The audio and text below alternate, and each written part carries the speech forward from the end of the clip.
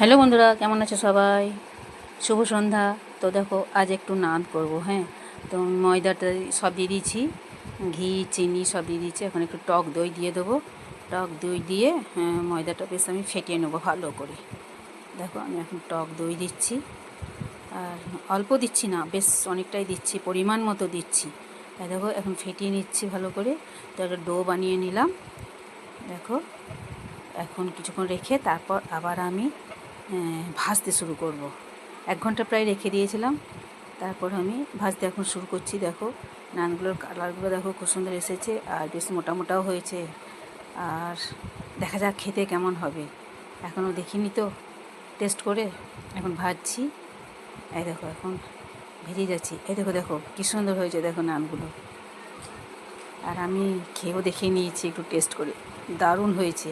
আর একটু চিনি না দিলে কিন্তু ভালো লাগে না। আর তার সাথে এই যে বুট আর আলুর সবজিটা বানিয়ে নিয়েছি, কারণ আজকে নিরামিষ তো, তাই বুট আর আলু সবজি দিয়ে নান খাবো। তো চলো, কেমন হয়েছে ভিডিওটা সেটা তোমরা আমাকে জানাবে কমেন্ট করে। চলো, তোমরাও খেয়ে নাও, আমিও খেয়ে নিই। টাটা।